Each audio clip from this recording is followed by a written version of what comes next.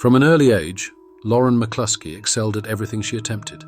She shone in dance, singing, track and field, academics and sports, winning numerous medals and awards. Ultimately, she received an invitation from the University of Utah and left her home in the town of Pullman, Washington, to move to Salt Lake City and begin her adult life in the state of Utah. At the university, Lauren participated in the heptathlon, a combined track and field event considered one of the greatest challenges in women's sports.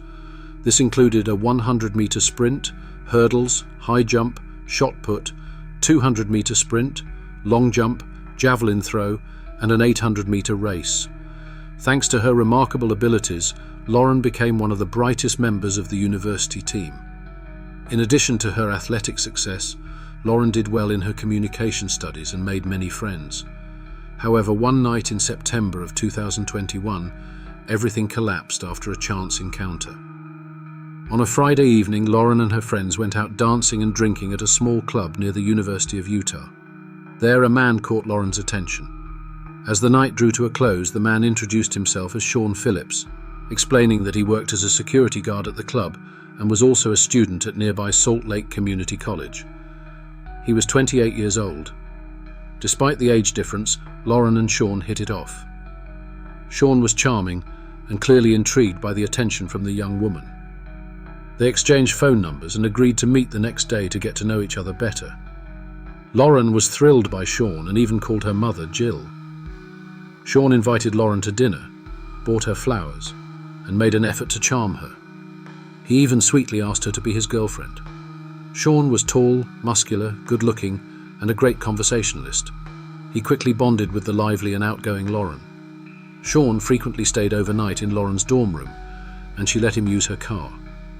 As their relationship developed, Lauren began to have troubling suspicions. At first, Sean asked Lauren to invite her friends to their meetups, but he instructed her to dress a certain way, usually in a t-shirt and jeans. Later, when she was with her friends, Sean constantly called her, asking where she was, with whom, and when she would return. If she didn't answer immediately, he would become angry. Lauren defended his behavior to her friends, saying that Sean had some insecurities because of bad treatment in past relationships. As time passed, Lauren hoped things would change. However, Sean started telling her about the importance of being careful with other people and being prepared for anything bad that might happen. He bought her a can of pepper spray and told her to carry it with her at all times. Then he invited her to a shooting range and asked her to buy him a gun. At this point, Lauren completely stopped communicating with her friends and spent all her time outside of classes and training exclusively with Sean. Her friends grew concerned and reported their worries to the dorm staff where she lived. The staff noticed that Sean was frequently around the dorm and became worried for Lauren. They also observed that Sean had begun tracking her movements around campus, watching when she arrived and left. It became increasingly obvious that this wasn't just a jealous boyfriend, but a man trying to control and manipulate Lauren's life. Something was seriously wrong with Sean, and the new boyfriend wasn't who he claimed to be. One day, Lauren accidentally saw a photo of Sean along with some paperwork. It turned out that Sean Phillips wasn't a 28-year-old college student and a good guy as he had claimed. The name on his ID was Melvin Sean Rowland, and he was actually 10 years older than he had said. He was born in 1981. Melvin had a talent for spinning convincing stories about his life to the women he wanted to meet. Melvin was extremely skilled at hiding his true identity and becoming whoever he needed to be. Investigators later discovered several women who had been taken in by his lies to varying degrees. Lauren had fallen into the trap of his deceptive seduction. When she saw the photo of his real ID, the reality of the situation hit her hard. However, Melvin wasn't just a smooth talker. There was something far more sinister hidden beneath his actions, which came to light only on the 5th of October. When Lauren returned home to Pullman, Washington for fall break, she confided in a friend about what had happened. Her friend suggested they search online for information about Melvin Sean Rowland. The search revealed some deeply disturbing news. It turned out that Melvin was a registered sex offender. On the 19th of July 2004, he had been convicted of enticing a minor and attempted forcible sexual abuse. Criminal investigations followed, and he served 9 years in state prison. Melvin was paroled on the 3rd of September 2013. Upon learning the truth about Melvin, Lauren knew she had to end the relationship. She returned to the University of Utah and planned to break up with him on the 9th of October. Lauren called Melvin and asked him to come over. However, according to her friends, the breakup didn't happen that day as planned, and Melvin ended up spending the night in Lauren's room. Lauren told her friends that Melvin had apologized for giving her false information about himself, and then explained the incident from the fraternity party. He claimed that the girl had lied about her age and that the other accusations against him were false. Lauren's friends doubted this story and urged her to end the relationship the following day. A bit later, Lauren called her mother, Jill, and explained what had happened. She said she needed to meet Melvin that evening to get her car back. Jill McCluskey, like any mother, was deeply worried about what might happen that night, so she called the university police to make sure they kept an eye on her daughter while she retrieved the car. Lauren's mother anxiously dialed the police. She felt uneasy, fearful for her daughter, her heart sinking at the thought of the man who seemed to bring only trouble. That phone call set off a dark chain of events. Subconsciously, Lauren's mother had already sensed danger when she talked about her daughter dating a man who turned out to be much worse than she could have imagined. The communication between the mother and the police grew more strained. The phone call felt like footsteps echoing through a dark alley. The police officer sitting at his desk tried to bring some reassurance to his voice. For Lauren, it was an unexpected challenge, her emotions fluctuating between fear and determination. Her mother, anxious for her daughter, listened to the ominous warnings. The phone seemed to connect two worlds: the safety of the police office and the tense atmosphere of the dark parking lot where Lauren waited for her car. Lauren retrieved her car without incident, and both she and Melvin went their separate ways. After getting her car back, there were a few days of relative calm, with Lauren returning to her classes and starting to rebuild her life. Then unsettling text messages began arriving from unknown numbers, all related to Melvin. Lauren contacted the police as the messages continued to pour in. She filed a report with the police dispatcher, but she wasn't contacted again that day. Messages from Melvin's number arrived, claiming that everything was fine, yet something strange was going on. Then, new messages from unknown numbers appeared, claiming to have compromising photos of Lauren and Melvin. The senders demanded $10,000, threatening to publish the photos online if she didn't comply. To confirm the threat, on the morning of October 13th, Melvin emailed Lauren, saying that he too was being blackmailed. He advised her to pay the money, and she did, sending $10,000 to the unknown blackmailer through a payment system. She then called the university police again, this time suspecting that Melvin himself was behind the blackmail, not some unknown third party. The dispatcher connected her with Officer Miguel Dasso of the University of Utah Police, providing him with the basic details of her complaint. Feeling the need for a face-to-face meeting with the police, Lauren and her friend walked across campus to speak with an officer. When they arrived, they met with detectives and explained what had happened, not holding back any details, including Melvin's name and the fact that he was a registered sex offender. The officers suggested that this was just a scam and that Lauren was probably exaggerating the threat to her life. The young women left, believing they had taken the right steps and that the issue would be resolved. Unfortunately, as later investigations revealed, nothing was truly done. Officer Dasso obtained copies of the messages and images, and he added one of Lauren's compromising photos to his personal collection, later telling another officer that he could now look at her anytime he wanted. Hearing nothing further from the university police, Lauren made repeated calls to the department. She explained to the dispatcher that she was being blackmailed again. On the 13th of October, Melvin was seen in the area near Lauren's dorm, lurking near the parking lot, apparently carrying something heavy. Lauren returned to her dorm after track and field practice approximately 45 minutes after Melvin was spotted walking around the parking lot in a suit. At the time, no one knew who he was. Lauren entered the dorm and headed upstairs just minutes after Melvin, still dressed up, approached the dorm entrance. They missed each other by only a few minutes. No one could have predicted what might have happened had they crossed paths. Despite all of this, the police took no action. Melvin told Lauren that he knew she had contacted the police.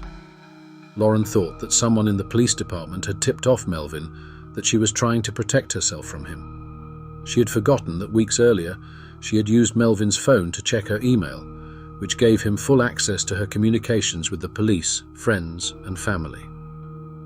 Unknowingly, throughout all this time, she had reached out to the Salt Lake City Police Department for help. Lauren hoped to turn to another police department for assistance. However, due to jurisdictional rules, the police believed they might be of little help since their authority was limited to the campus boundaries. This also restricted Officer Deso's actions outside the campus. There's speculation that after Lauren mentioned someone in the department might have warned Melvin, she may have appeared more paranoid or irrational than someone rightfully concerned about her safety. Phone records show that she made several calls to both police departments over the course of a few days, seeking a solution to her problem. 3 days later, on the 22nd of October, the situation spiraled out of control. Surveillance cameras showed Melvin leaving his apartment at 6 a.m. He rented a silver Buick from his neighbor and drove to the parking lot in front of Lauren's dorm, arriving at around 8:30. Lauren stepped out around 9 a.m. She received a message, supposedly from Deputy Chief McClennan of the University Police, asking her to come to the station to review evidence. Sensing something was off, she didn't respond, and instead went to meet with a counselor who was helping her cope with the breakup and its aftermath. An hour later, Lauren left the building. At that moment, Melvin entered the same building. Notably, Melvin carried a small suitcase, the same one he had when dressed as Deadpool. He was looking for Lauren but didn't find her. Melvin then headed back to Lauren's dorm. He smoothly made his way inside, saying something along the lines of not having a key.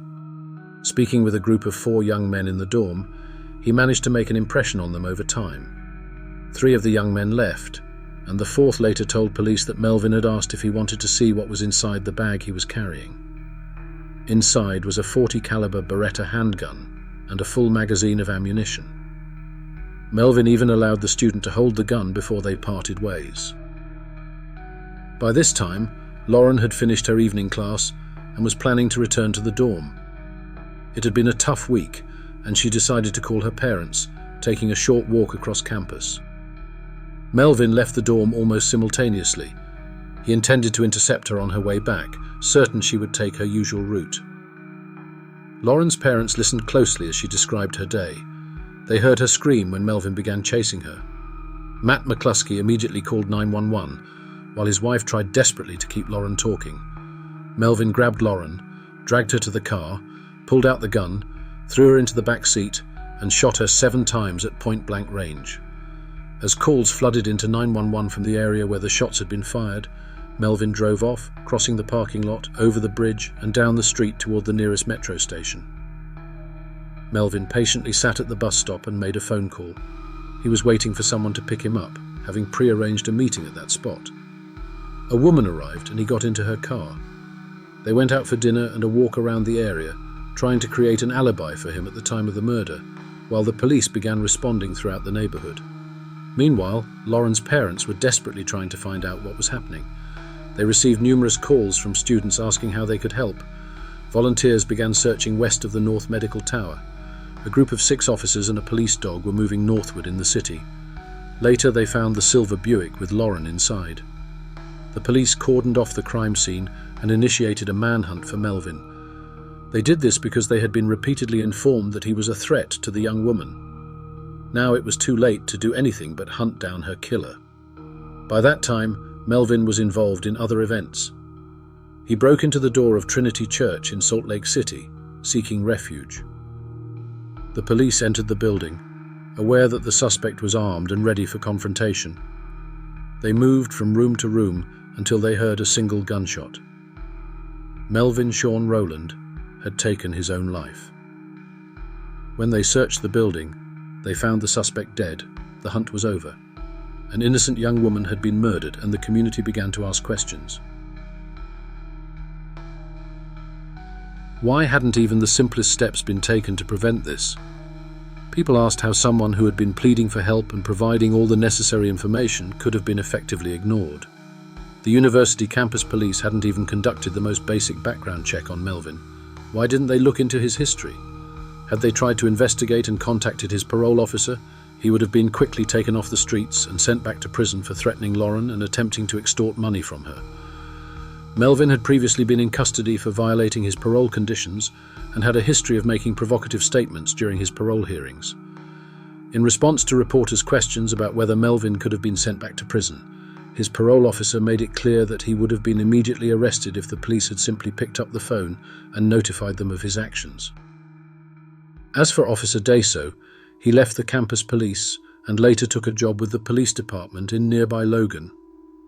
Once his superiors were informed of his conduct, he was immediately fired.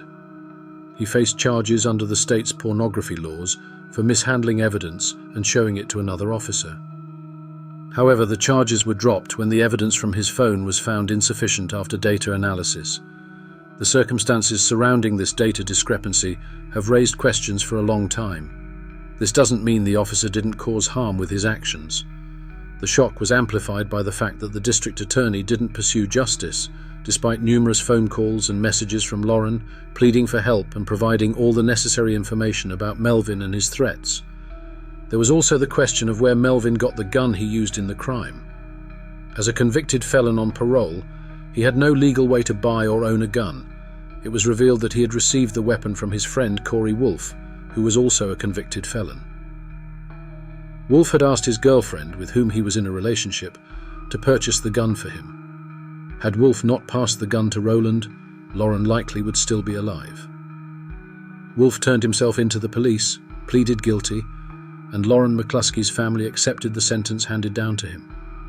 At the McCluskey family's request, they sued the University of Utah and its campus police department for gross incompetence and negligence in handling Lauren's pleas for help. Both lawsuits, amounting to $56 million, were eventually settled out of court. The McCluskey family received $10.5 million, and the newly established McCluskey Foundation received $3 million to support its efforts to improve student safety on campuses across the country. The university also built a new indoor track and field training facility, naming it in Lauren's honor.